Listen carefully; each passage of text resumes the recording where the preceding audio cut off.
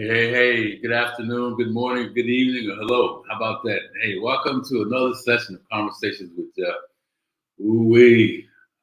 Look, I'm going to tell you now, stay here, don't go anywhere. I know you don't want to hear me, but listen, you want to hear who I got coming up. I've got to tell you something. You see her, it's going to light up the camera with that smile and then her message. Don't want to miss it, so don't go away. And let me thank all of you that have been supporting us along the way and sharing and subscribing, and welcome all the new folks that are stopping by and then hanging out with us. Conversations with Geoff, as we feel, is just a vessel, right? And where our mission is to help people become aware of the power and then use some tools to begin to change the conversation they're having with themselves about themselves. Right? You know that conversation. We like to say in our community, stinking thinking. Oh, I can't do this. Or, oh, maybe I'll do this. Or, oh, I've tried and it didn't work before. I'm tired. All those things that set us up. So for those of you that are here, welcome. And understand that those things, we all have them somewhere in our lives. And the beautiful part about it is we all can make a difference and we all can change. Our mission, again, is to change the conversation you're having with yourself about yourself. And my name is Geoff Tyson, and I am the host of this. And I'm known as the comeback king, baby, because I struggled with that conversation early on in my life, man. I got some tools to help me set aside I can, and I've changed it to I can, and maybe to I will, and then I think to I must. Not only in athletics, but in business and relationships, and community and health, right? So we talk about those four things. So look, listen to me. If you have stinking thinking, you're in the right place. If you don't think you have stinking thinking, you're in the right place, all right? Because we are open arms to everybody that's looking for a place where they can settle in, not be judged, right? And learn some things from some folks like I got coming up for you. But before I do, I want to make sure that I ask you this. Your role and your job is to participate. When you hear this message, let us know who you are, where you're coming from, what resonates with you. If you have any questions around that or you need more information, you'll have information to give with our guest and with me if that's what you want to do. And we only ask that you participate. Stay with us, subscribe, share this information, be a part of the 1 million people. That's our mission. 1 million people can be reached just by one conversation we all have with somebody different every day. So be a part of that mission. And remember, no more stinking thinking, right? All right, so hey, listen, I'll give you some homework when we're finished, so don't go away. But let me just kind of give a quick highlight of our upcoming guest. She's fabulous, Camille Robb. She's the founder and CEO. I'm going to read this because this woman has done a lot of amazing things. So just hang in there with me. Don't go away, please. She's the CEO of Fabulous Care Corp, JFC for You Incorporated, mentor, teacher, global speaker, entrepreneur, TV host, podcaster, philanthropist, motivational speaker, global mom, investor, and author. She's advocated for children for over 25 years and has the ability to care for newborns, interact with a toddler, mentor a teenager, and make the elderly smile all in one day. Amazing energy. She has owned and operated student college programs and hosted students from around the world, from China to Peru and many other countries. She's used her skills to create secure and nurturing environment while operating each student, by supporting each student to achieve their educational goals. Boy, and our students need it. I mean, oh man. Fabulous Camille Robb has been featured twice on USA Today, the Los Angeles Tribune, Honoree Magazine, GLEBM Magazine, featured in news, local and global, et cetera, et cetera, et cetera. Ladies and gentlemen, let me just bring to our stage our guest today, our fabulous Camille Robb.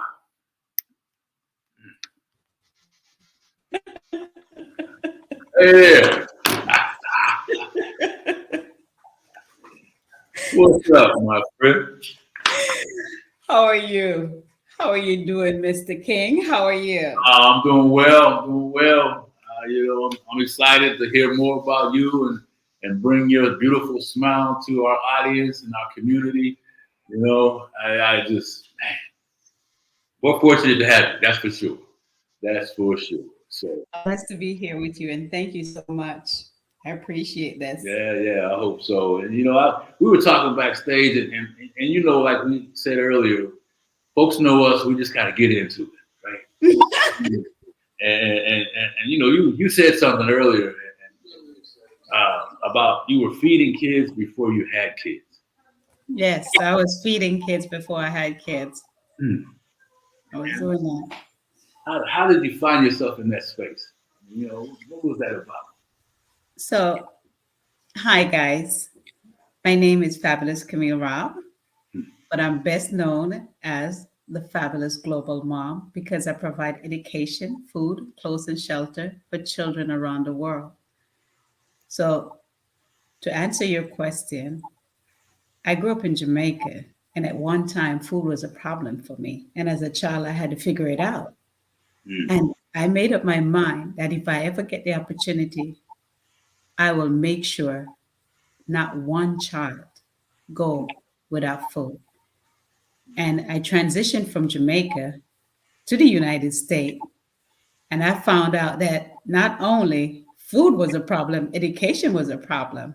Yeah. So being 17 when I got here, trying to figure out stuff, wanting to go to school. When I reached 18, I wanted to go to school, get ready to go to college, and I had a hard time. Nobody wouldn't help me. Hmm. It wouldn't help me. So as a typical Jamaica, I had three jobs. So one of the jobs,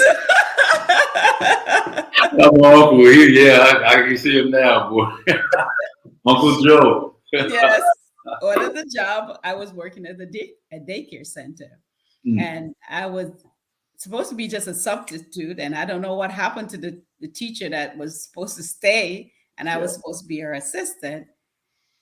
Didn't happen. 27 children in the classroom with me by Wow. myself, and I'm telling you, these children were very cute. You ever see the movie Gremlin? Yeah. Yes. Okay. They're nice and fluffy. Yeah. But when that water hit them, when Yeah. hunger hit them, Yeah. they Oh, became these little, wow. and it was then I started.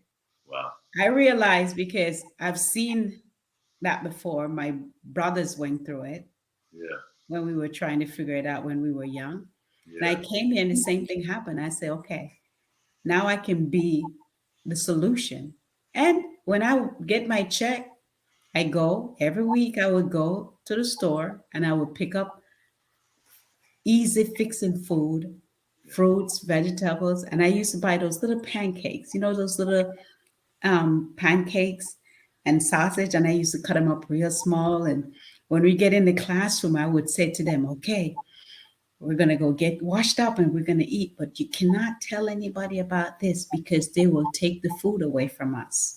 Oh, And wow. that was the rule. We weren't at the school, we weren't allowed to feed anybody's children. Yeah.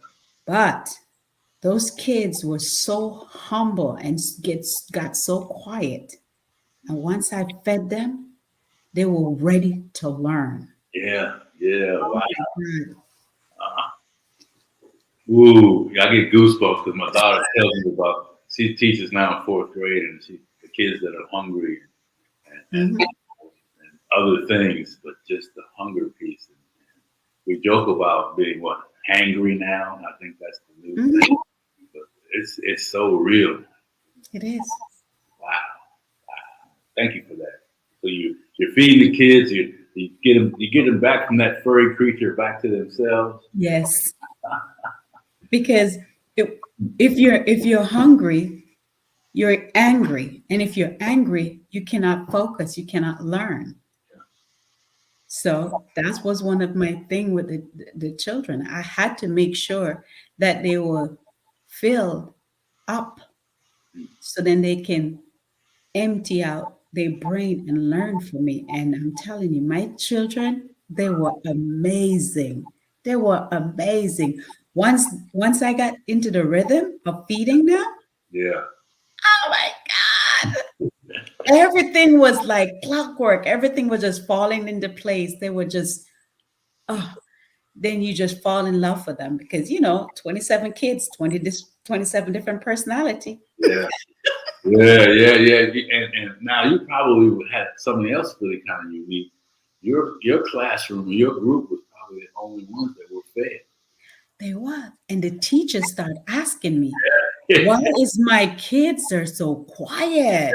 Why are you kids so quiet? And then you couldn't tell them because if you tell them, they're going to fire you. Yeah. In trouble. So I had to keep my mouth shut. And I said, well, I just give them extra loving. Yeah, and that's true. It's called food, right? Oh man, Camille, again, I'm so close to the school, so I hear that. Oh, so you're doing that, and you're starting to realize after a while that what came after that. Where'd you go next? Well, what came after that with them? I decided to leave the school because I wanted to do something bigger and better. And then I got married. I got married to my husband that I met when I was 10 years old. We grew up together. Okay. All right. And that's another story by itself. And then I end up with a daughter. And he didn't want me to work. But I tell him I have to work. And I was a nurse. I went to school for nurse. So I used to work at night. So when she goes down to sleep, I would disappear. Yeah. And I work. And he would be home at night. And when I wake up, so she really didn't know that I was gone because she was asleep. When she comes in, when she wakes up, I'm looking after breakfast for her. And I used to homeschool her because it was so expensive for daycare. Yeah. Yeah, that's nice. But when she hit 2 years old, she had more knowledge than I could handle. So I had to figure it out. So for 2 years, when I found a school that would accept her because she was capable. She took the test and she passed. And she was she was 2 years old and her brain was clocking a 5-year-old. Wow. And the teacher, she said, I will take care of her, I'll observe her, and I will give her what she needs. I was so blessed. Wow. Miss Wilder was her name, and she took my daughter and made my daughter into the little genius that she is. And I say, I want to do that for other children. I want to be able to give that, especially when it comes to that learning part of a child. Their brain is empty and they're ready to learn, and I want to be that part. Yeah. And then my son shows up. Oh. Watch out now. I gotta stand up for the fellas. Whoa. No, I'm telling you, he was very unique. I've been called that too, so go ahead. I'll let you slide. He was very unique. My daughter was very calm. I could leave her and go and upstairs and come, and she was still downstairs. Just my son, you leave him, I guarantee you, all your pots gonna be out on the floor, and he's gonna be billing some form of. Yeah. Oh man. He got into everything, so he was very, very, very active. So I was still working at night, and my husband said it's time for him to have, start learning apart from me. And I'm like, okay, well, let's put him in a daycare. We happen to have a daycare next door. Where I lived at the time. And we brought him over there, and he lasted 3 days. I was gonna say, my husband picked him up. My son he didn't take a pacifier. He came home with a pacifier pinned onto his shirt. His nose, the poor baby couldn't breathe because he picked up some germs from the daycare. Yeah. And my husband came in and he said, let me tell you something. This is my son. And you already told me you're not having any more children. And I'm not going to go to jail. So you need to figure this out. Because I didn't know our son was sucking a pacifier. I didn't know that our son, and he started going down the list of problems he found when he picked up his son. And he said, figure it out, baby. You got to figure this out. And I said, Wow. okay. I said, well, if she have a daycare, I can build a daycare too. So Yeah. no problem. I went to school for that too. Wow. Everything that they had, I wanted it. And I opened my own daycare. Wow. So if there's an issue, you don't complain about it. You just fix it. You do the Yes. next thing. I love that. I solved the problem. Solve the problem. Yeah. I am the solution to the All problem. the solution to the problem. Yes, sir. Don't back away. Those of you out there that listen to what she's saying, please. There's no hesitation in the thought process and her actions. So anyway, go ahead. I just amazing. I love that. You know, that's not why does this happen to me. Is what is this supposed to teach me? That's right? What it does. Yeah. You see, a lot of people always see every situation as a problem. They don't see it as a lesson. Yeah. Yeah. See, my grandmother, I grew up with her. I've never seen this woman angry. Mm. You know, not at me anyway. Yeah. My uncle, yeah. She didn't get angry. She didn't get angry. She just looked at him, grab him, and buck him. Let him go. Go ahead, Granny. I got you. Oh, she look at you, the eyebrow go up, and it's on. Game over, yes. Game over. Yes. And she always said, in every action, there's a reaction. Mm. But you have to be the one, the bigger person, she always said, be the bigger person.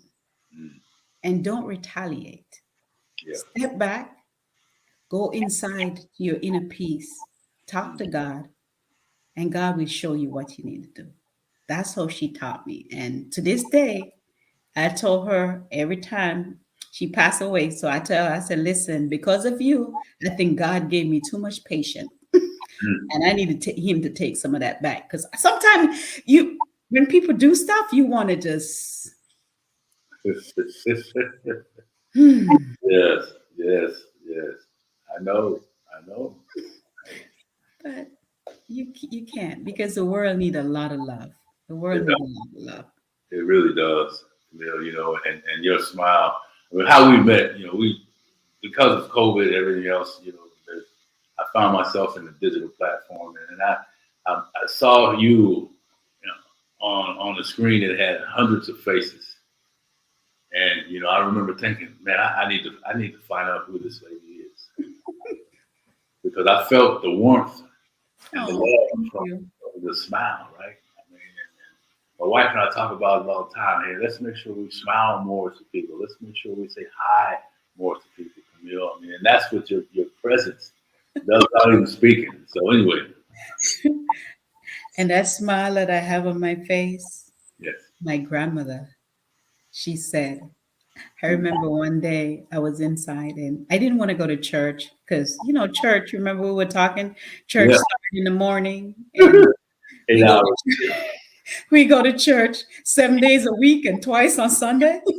That was my grandmother. I came out one day and I was like, and she grabbed me and pulled me back. I had all these lace and the stuff and they were itching. And she's like, what's wrong with you? I'm like, what did I do? She said, go back inside and go wash your face and look in the mirror and go find your smile. And I was like, you know, you're a kid. You're saying, this lady crazy. Yeah. I went back inside. I did what I was told. I washed my face and I look in the mirror. And then I just started laughing. I came back out and she said, that's what I want to see. Yeah. She said, your smile doesn't belong to you, sweetie. Your smile belongs to the world. And that smile on your face will bring light to someone else. So please, wear your smile every day, no matter how you feel, because someone needs your smile. And I was like, okay. Wow. But now that I'm older, I understand what she's saying. Yeah. And you're doing it. I mean, that's who you become. Yes. She created me this way. Yes. She created me Wow. this. Wow. Yeah. I'm taking notes, by the way. I mean, I think it's so important. Where your smile belongs to others, I believe you said. That's it. Your smile doesn't belong to you, it belongs to the world. Mm-hmm. So you're doing all these things, and life's not always a bowl of cherry. Right? No. So tell us, as you're going through the journeys and you're finding these kids, what was one of the turning points that we don't know about that could probably help some other folks One of the turning point with me is when I was growing up and my brothers needed to eat. And I don't really tell anybody about it because at one time when I said it, my family were like, why are you telling people that?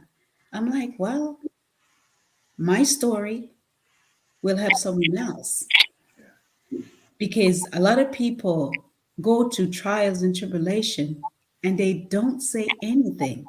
They keep it to themselves and it eats you up. And I found out that when you have issues and you keep it to yourself and you not talk about it, it develop in all kind of disease. Yes. Your subconscious would eat you up. You end up, that's why people end up with cancer. That's why people end up with liver problem and kidney problem and all that stuff. And I refuse to have any of those things on me. So I tell my story. So one of my turning point is that when I was growing up and I had to figure out how to feed my brothers. So in Jamaica, they feed their dogs very well, very well. Yeah. So turn cornmeal with chicken and sweet potatoes, all that stuff is in the food that they give the dogs, right? So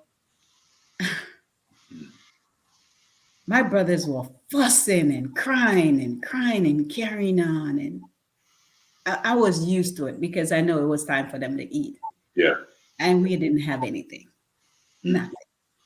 And next door, I know every time the guy next door get ready to feed their dogs, I used to play with the dogs, so they were my friends. They were good. Yeah. I made friends with everybody. I don't care who you are.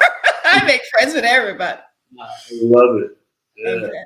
I went and I moved the fence. So you have a zinc fence and you have a barbed wire in between. Okay. And I moved the zinc fence and I pull up the barbed wire. I put my bowl, my little red bowl in my dress, and I went underneath there and I sat down with my bowl and I just smile at the dogs. And they're playing and they let me eat before they eat. Wow. And I took the food, put it back in the bowl, wrap it up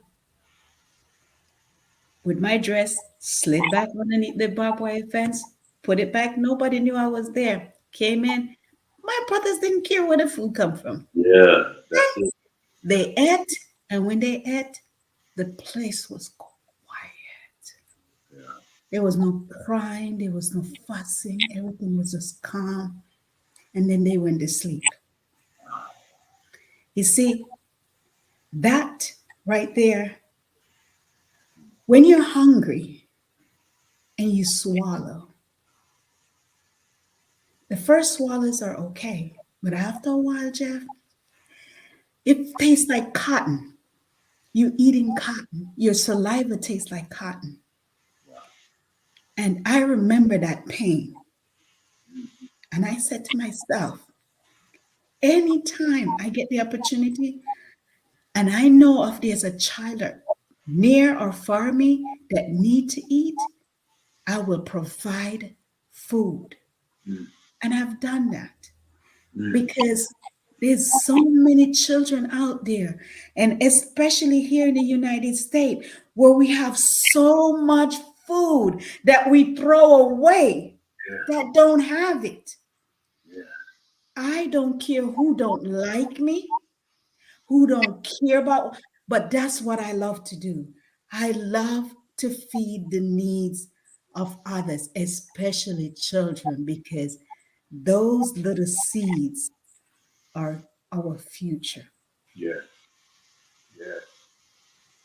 Yes. Yeah. I'm just letting the whole mood just follow us. Thank you for being bold. Thank you for being brave. Thank you for sharing that message. The world needs to hear that message. I mean, I saw you in your dress. I saw you moving the fence. I felt and dogs are amazing. That animal. There's something going really amazing around. They know. They They know. know. They know. They really know. Yes, they do.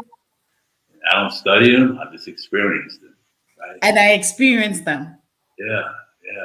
They know, Camille. And I just sat there. There was a blue sky. I just put that on there and the green around it, and you went back. Wow. Mm. I was thinking to myself, there's got to be a reason for her to be so committed to this. And you just shared. Yeah. Wow. It's always that. When it's real, when it's meant to help people, it's always either something we've learned or gone through. Yeah. And I realize others need help in. Wow. So, but we could stay in this space for a while because I know there was other things. And so, I mean, how old were you when you did that? When I did that, I think I was about 9 or 10. My age at that time, I was so caught up in trying to fix everything. Mm. So between the age of 7 and 10, that happened to me. 17. Yeah. And your grandmother you were already living through her. Yeah. You were I her. was at the time when that happened, I was taken away. My mom was young. So she was trying to figure out life herself as a young girl. Yeah. So I'd never blamed my mom for this. Right. She was doing the best that she could with what she had and how she knew best. Yeah. And today I have a beautiful relationship with my mother, Mm. and she loves me. She doesn't like to hear the story because as a kid, she blocked that out of her head. Yeah. Yeah. She doesn't, she just blocked it out of her head. And I tell her, it's okay. I'm going to tell my story. Yes. And each time you tell and share your story, she may not tell hers, but she gets a little more peace. I believe it. And that's what I say. I said, that's exactly what I said. I said, I'll speak for you. I Yeah. know you might not like what it said, but that's what happened. Yeah. But you were doing the best you can with what you had. Yeah. So Ooh, ooh, ooh, ooh.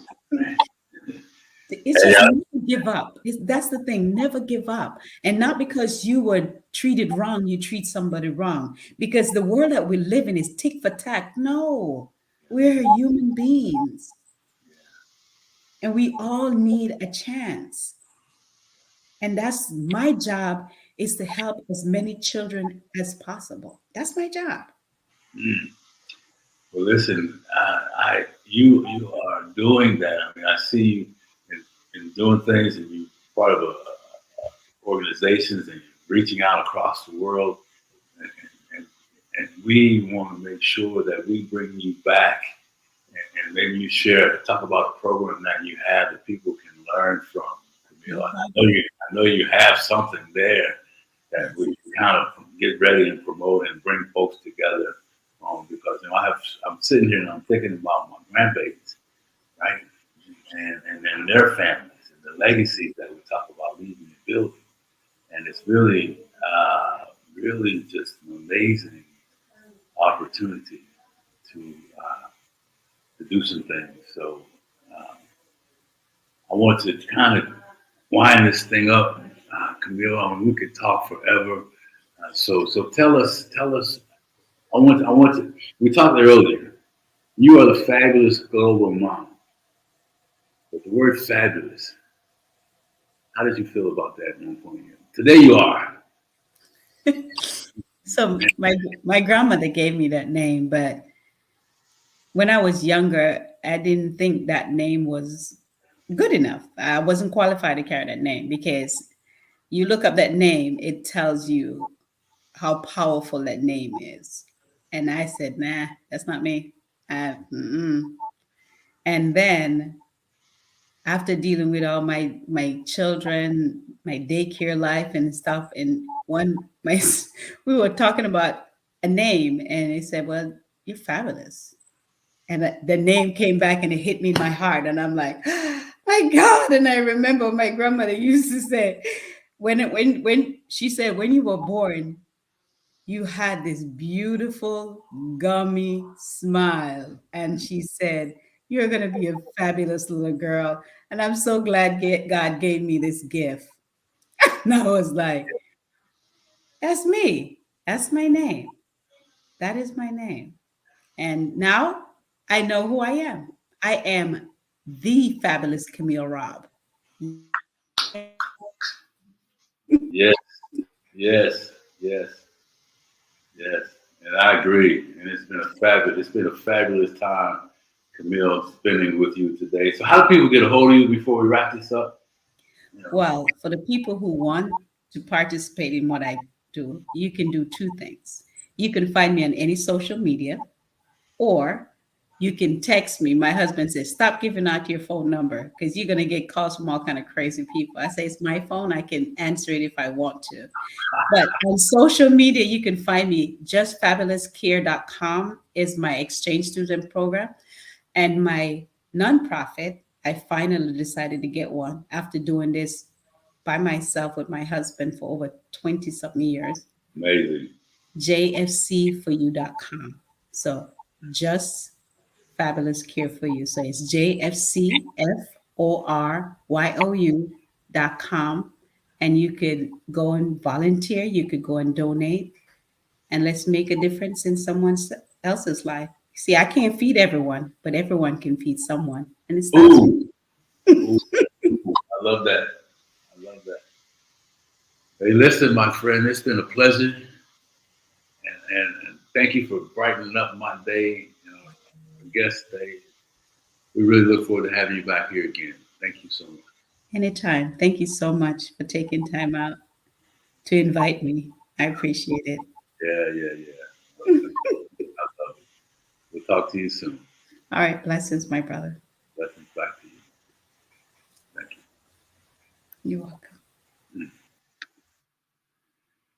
Ooh, hey, look, I told you. I mean, I don't want, I want you to feel what she's left us with. So I'm just going to ask you to do two things.